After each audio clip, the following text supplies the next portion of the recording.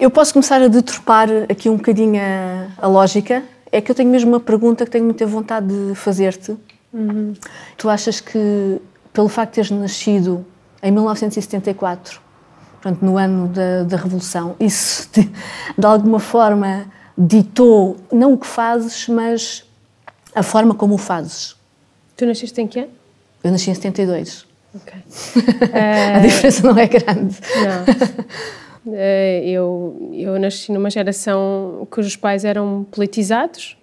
Isso marcou-me desde o meu nascimento, não é? Cresci numa casa onde se discutia política a toda a hora. Portanto, sim, isso acho que marca o meu trabalho. Sim. Não é? Mas teres nascido precisamente nesse ano e depois ver os teus trabalhos, não é? E a reflexão toda que tu fazes, nomeadamente acerca da ditadura e do 25 de Abril e do PREC e do colonialismo e do processo de descolonização, etc, etc, não é? Achei que não poderia haver uma data mais interessante. Sim, há data. As datas são importantes, eu acho que sim. E ser parte de uma geração também é importante, não é?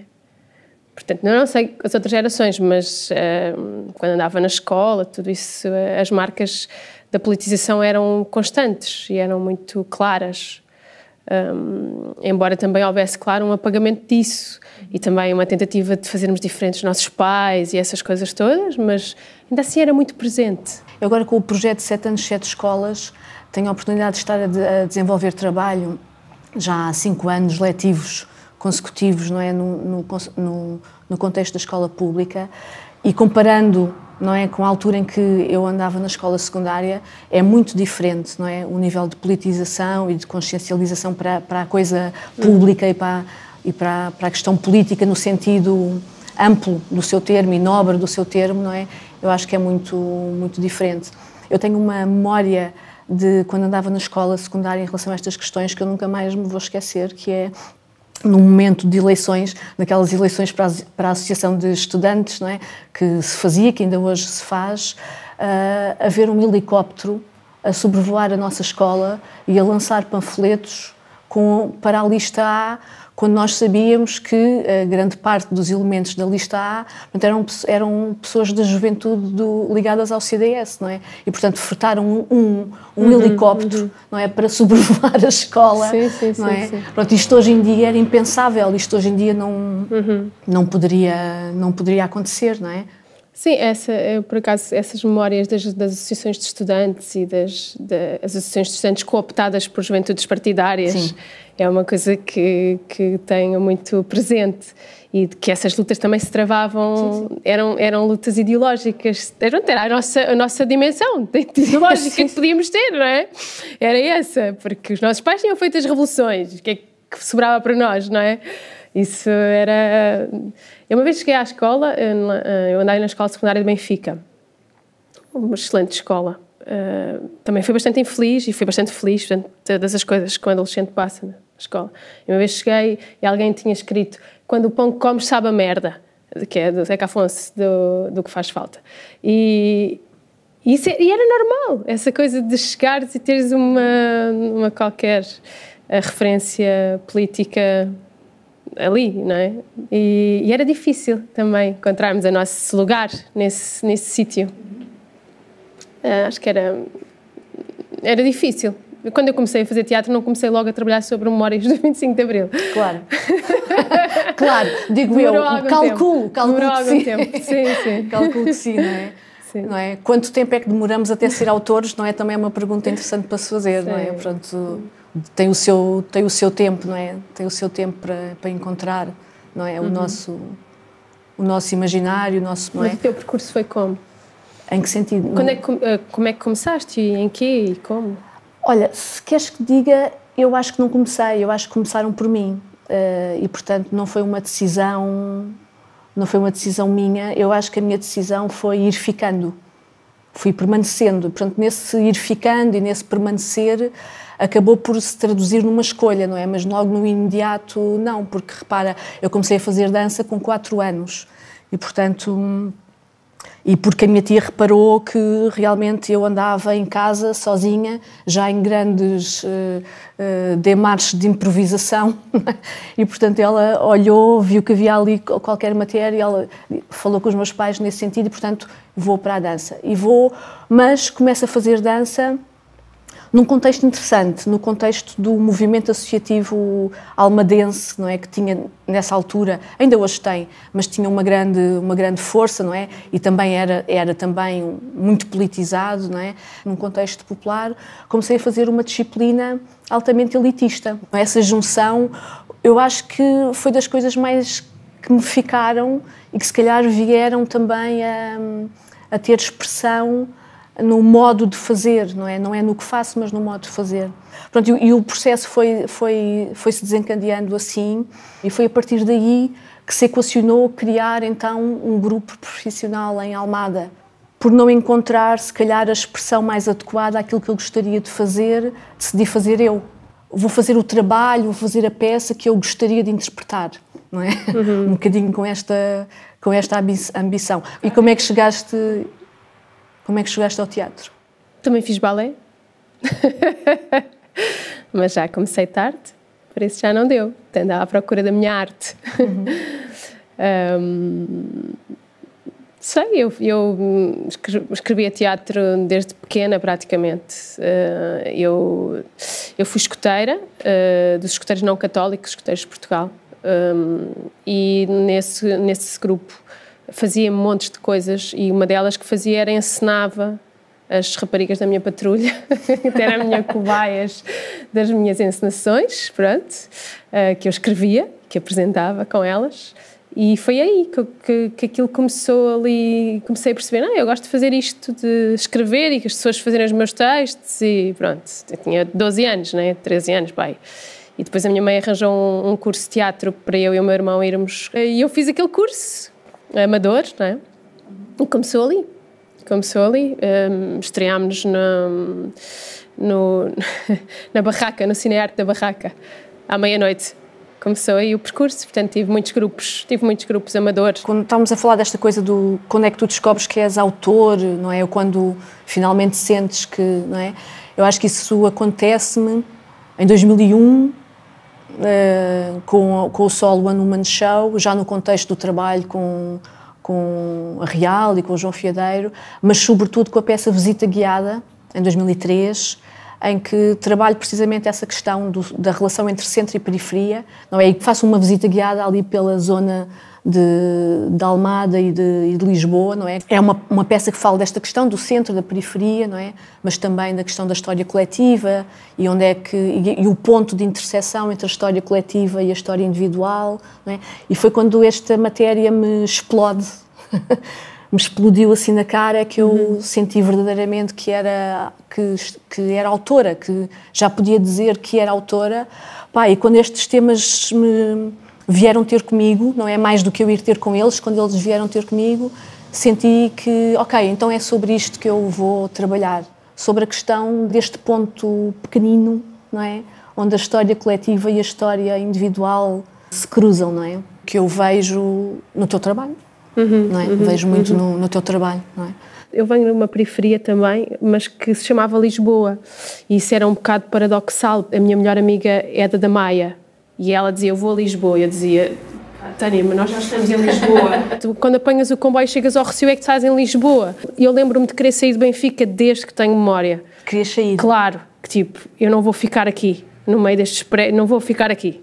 A minha coisa era tipo, eu não vou ficar aqui, há mais vida lá fora, pronto. É curioso. Eu, em relação a Almada, a minha relação com a cidade ainda hoje é assim, é querer ficar. É muito querer ficar. Mas não é ficar confinada, não é? Ter mais mundo, mas essa relação do ficar, uma relação umbilical com a cidade, é uma coisa que eu ainda hoje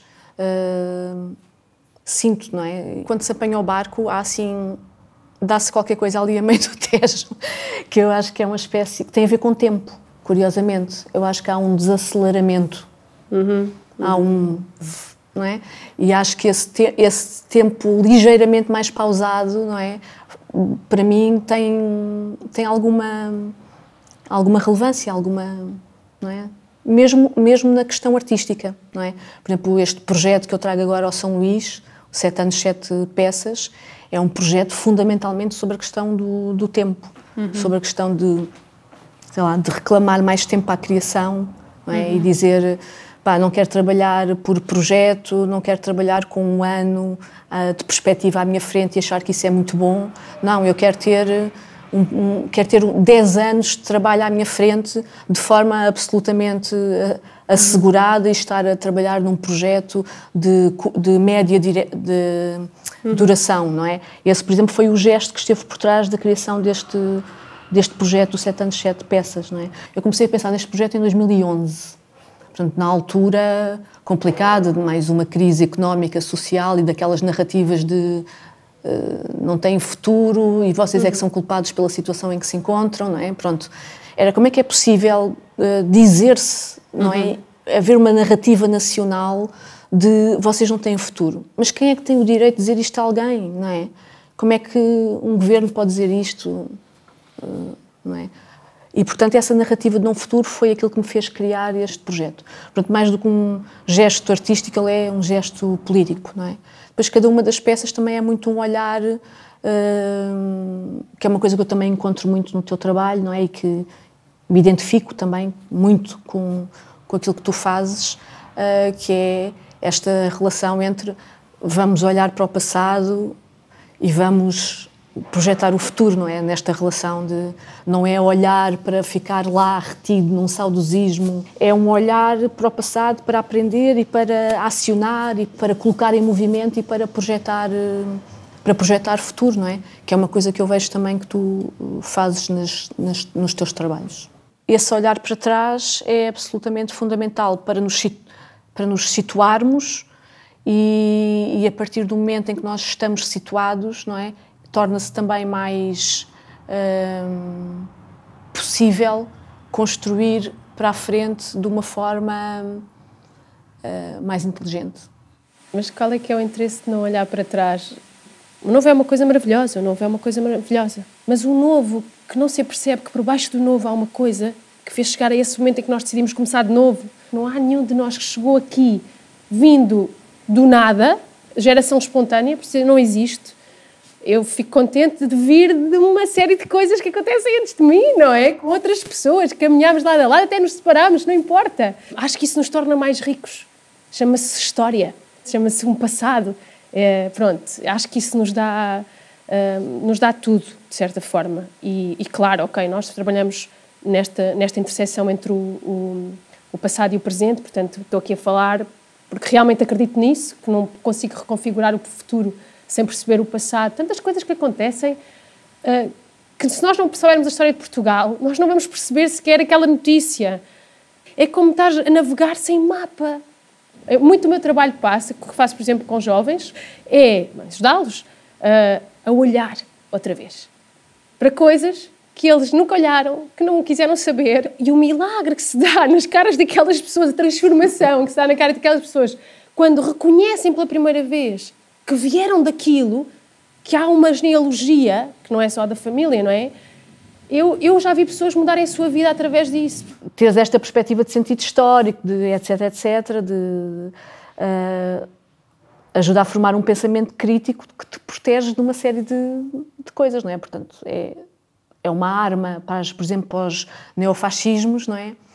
Sim, claro. Brutal. Claro, e, portanto, eu percebo perfeitamente porque é que se quer o presentismo e porque é que não se quer olhar para o passado, e etc. E viver-se neste eterno presente, porque, obviamente, sim, seremos todos muito mais fáceis de controlar, etc, etc.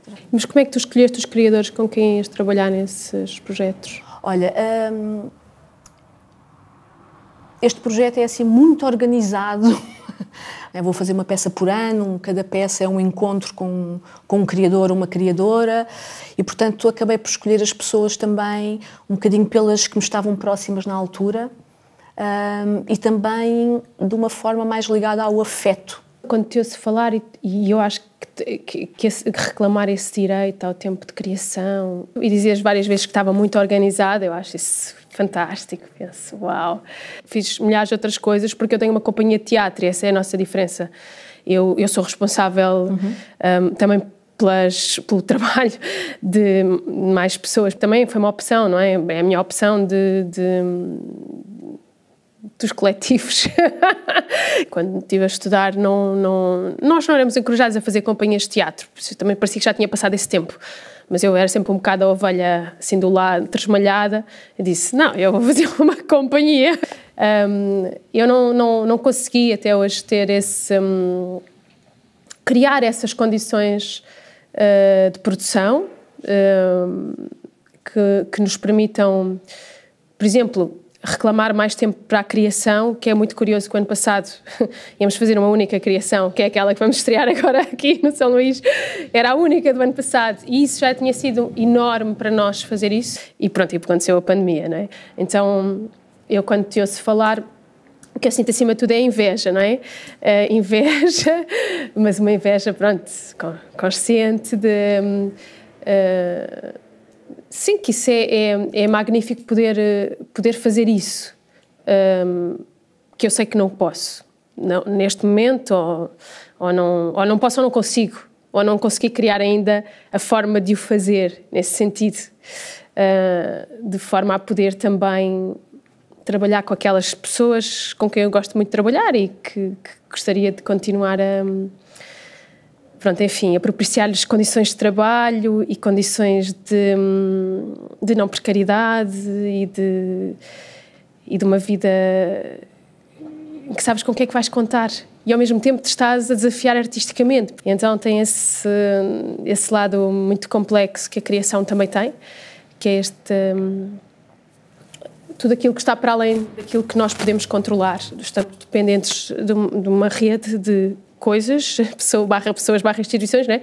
E eu acho que isso condiciona, evidentemente, a criação e condiciona a vida das companhias e dos projetos. Este projeto que eu fiz vai ao encontro de uma necessidade coletiva, porque todo o trabalho que eu desenvolvi para trás era um trabalho de solo. Pois. Eu trabalhava em dança como se trabalha nas artes visuais, se calhar, não é? Portanto, trabalhava sempre...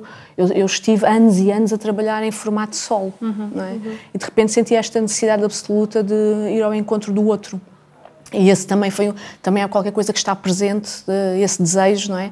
Está muito presente aqui no 7 anos, 7 peças. E se calhar eu não tenho uma companhia porque não tenho condições para criar uma companhia. E, portanto, o gesto de criar uma companhia, não é? No contexto onde se diz que as companhias estão fora de moda, não é? Acho que é também um gesto espetacular para ser feito. E, portanto, eu acho que é muito importante. E eu agora sinto com este trabalho, não é? Este trabalho deu continuidade às equipas, não é? Mas a permanência, a continuidade das relações, o aprofundar e o aprofundar do próprio trabalho é absolutamente fundamental. E, portanto, essa construção de coletivos eu acho absolutamente necessária, premente, e também acho absolutamente premente esse reclamar dos meios de produção. Pronto, não é? Porque é muito... Ok, podemos estar a trabalhar em muitas casas, não é? E felizmente há muitos espaços que se tornam a nossa casa, como por exemplo o São Luís, não é? Este teatro vai ser a tua casa e vai ser a minha casa, não é? E há muitos sítios onde nós fazemos residências que se tornam as nossas casas, mas nós termos a nossa casa é absolutamente fundamental, não é? Porque cria outro tipo de condições que te permite depois até desenvolver o trabalho artístico de outra forma. Sim, acho que sim. Eu gosto particularmente dessa palavra casa, portanto, e família. Pronto, tenho essa coisa do teatro como sendo esses lugares também simbólicos e afetivos. Nós não fazemos só teatro, não fazemos só criações, ou seja, há muitas coisas que se passam durante todo o ano de uma companhia, não é? Que são outras coisas e são igualmente importantes. Pronto, nós agora, por exemplo, temos um projeto de arquivo. Estamos a arquivar as nossas memórias todas recolhidas, políticas, essas coisas todas, com vista a poder abrir ao público essas memórias e trabalhar esse outro objeto. O Teatro Vestido surgiu de uma parceria de escrita. Era eu e uma colega minha. Tínhamos essa coisa de escrever juntas e fazer aquela peça juntas. E nós ensaiávamos no Bairro Alto. Estreámos na ZDB, no bairro Alto ainda, não é? E ensaiávamos embaixo na Rua de Poços Negros e encontrava imensa gente a quem dizia, estou a fazer uma peça, eu também quero fazer parte. Felizmente existia, por exemplo, o ZDB, que era um lugar, enfim, onde iam parar assim as pessoas que não tinham lugar e nem tinha corrente trifásica, que eu acho que é extraordinário. E, por acaso tem tudo a ver com a peça que vamos fazer aqui no São Luís. Tem tudo a ver, e a ZDB também é nosso parceiro.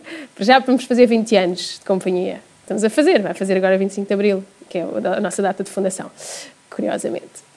E não é um acaso, mas vamos fazer um espetáculo sobre a música que ouvíamos. Aliás, chama-se Aquilo que Ouvíamos, e era sobre a música que ouvíamos nos anos 80, 90. Pronto, música alternativa, não é? Lá está essa procura de uma identidade geracional na altura,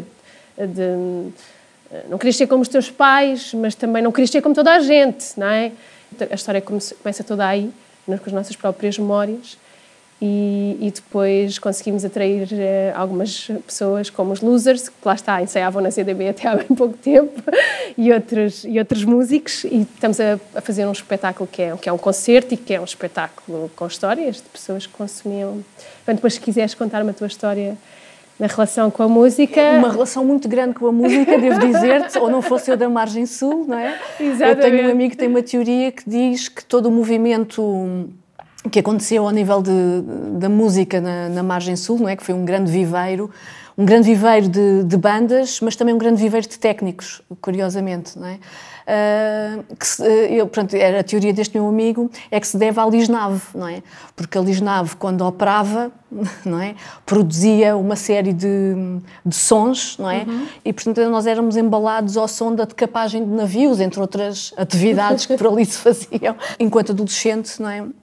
Fiz parte também, os meus amigos todos tinham bandas, pronto, mas para te dizer que tenho muita coisa para dizer sobre a relação entre música e história e memória, situada também num período muito concreto que foi a adolescência, não é? Que foi os anos 80 e os anos 90, precisamente. Não é? Claro. Então, pois podemos combinar essa conversa, que agora eu também estou a recolher memórias. Nós, quando a pandemia nos apanhou, tínhamos quase acabado de fazer em fevereiro uma residência incrível em Guimarães, na fábrica da ASA, e foram 10 dias que nós produzimos 1h30 de espetáculo. Estávamos completamente em êxtase. Portanto, era música muito alta, nós a contarmos muitas histórias, portanto, e tudo só com base nas histórias dos elementos da equipa, que somos 15 pessoas, pronto. Toda a gente teve que apresentar a sua história da música, uns para os outros, e foi absolutamente mágico.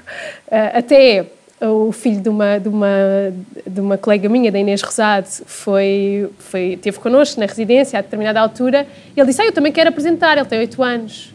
Foi incrível! E pronto, só que depois, pronto, interrompemos. Está a ser tão difícil, não é? Essa adaptação... Pronto, estes espetáculos que eu faço que não são em palcos, não é? Acho que tem sido aquilo que me tem feito sofrer mais. As restrições todas que vêm com isso também, é mais uma camada difícil de lidar. Mas nada. Esta questão que nós estamos a atravessar e a dificuldade que estamos todos a sentir, não é? De uma grande adaptabilidade, de reconfigurar, de reagendar, pronto, uma série de verbos que agora podia continuar aqui à procura, não é?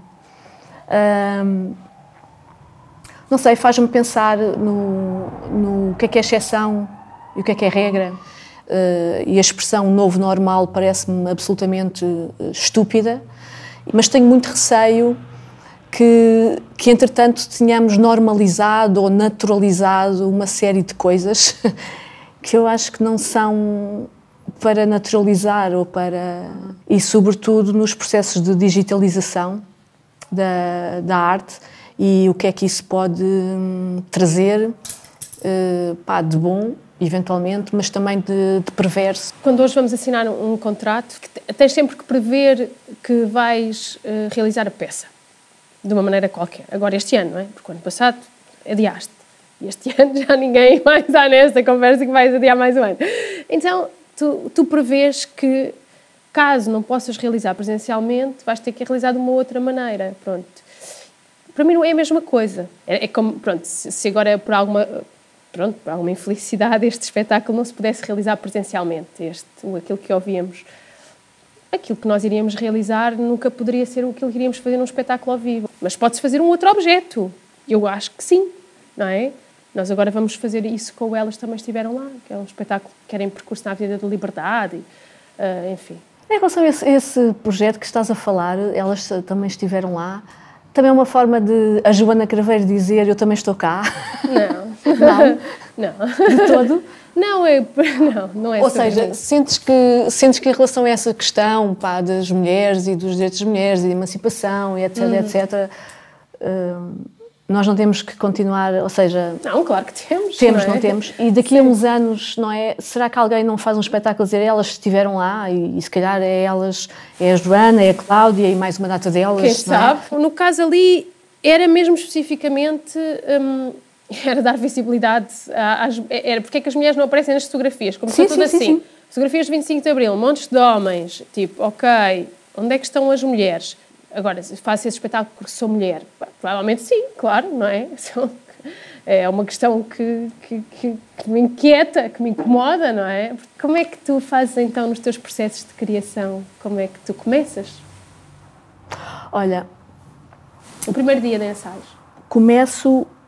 por me defender dos começos, ou seja, tento criar dispositivos para começar a trabalhar que me protejam do já saber tudo, ou já saber muito, ou ser muito opinativa, ou muito afirmativa. Pronto, e nesse sentido, isto também tem muito a ver também com o meu trabalho, o trabalho que tive com o João Fiadeiro e com a técnica de composição em tempo real, portanto, muitos dos princípios também fui beber à técnica, não é? E transformei, tornando-os meus, não é?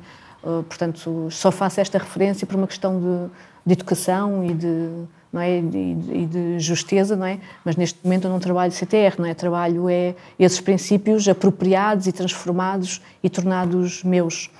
Mas essa questão é muito importante, que é, portanto, abdicar da ideia de controlo, abdicar da ideia de já saber, e evitar vir já muito carregada com muita informação, não é? Por exemplo, no 7 anos 7 peças, o dispositivo criado foi o encontro com o outro. Portanto, no primeiro dia de ensaio, eu encontro-me com a pessoa que convidei para essa peça e a condição é não trazer nada na cabeça, para que no dia em que estejamos frente a frente, não é, alguma coisa aconteça. E alguma coisa acontece sempre, não é? E se não acontecer nada... o nada aconteceu e, portanto, o nada já é qualquer coisa, não é? Pronto. E o primeiro gesto ser o gesto que desencadeia as peças. Nós tivemos, ao longo destes anos, vários primeiros gestos, mas posso, por exemplo, falar do Segunda-feira, entre mim e o Pablo Fidalgo Lareu.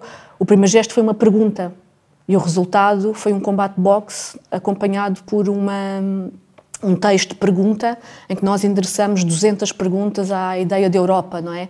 Que Europa é esta e que Europa é que nós queremos construir. O terça-feira, o primeiro gesto foi o Luca veio colocar-se ao meu lado e ficámos os dois juntos a olhar para qualquer coisa. E, portanto, foi o gesto inaugural.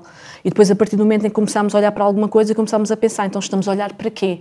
E fomos colocando objetos para olhar, até que colocámos o fio, e foi o fio que foi o objeto condutor da peça inteira. Acabámos a falar da questão dos refugiados e toda a questão do Médio Oriente, por exemplo. Quarta-feira, estava numa partilha com o Igor Gandra, a falar um bocadinho sobre a técnica de composição em tempo real, porque ele teve alguma curiosidade acerca, e estávamos no estúdio da Companhia da Cidade Almada, havia uma fita de linóleo no chão e eu arranquei essa fita como um primeiro gesto possível para falar do que estava a falar e por baixo estava uma fissura. E a partir daí fizemos uma peça em que estamos debaixo do palco a abrir um buraco para sair, não é? E acabei a falar do neoliberalismo e da sua relação com a guerra e com a barbárie. Na quinta-feira partimos de um livro, curiosamente, partimos do livro Ecologia, da Joana Bertolo, E, portanto, eu fui tirando frases desse livro e todos os dias colocava essas frases no estúdio. E o Sexta-feira foi curioso. O Sexta-feira, o Jorge Lourasso Figueira entrou na minha casa, portanto, nós íamos começar a trabalhar juntos a escrita de um texto, e ele olha para um boneco de artesanato que eu tenho na minha casa e olhou um boneco de Barcelos. Ele diz que a arte popular não tinha transcendência, e a partir dessa frase então criámos o texto. Mas pronto, respondendo à tua pergunta, a ideia é começar mesmo pelo primeiro gesto, pela primeira coisa que ocorre quando duas pessoas se encontram. Pronto, e isso foi o mote para este projeto, para o 7 anos, 7 peças, não é? Eu chamei isto de dispositivo de espera. É mais um trabalho de escuta do que um trabalho de escrita, diria.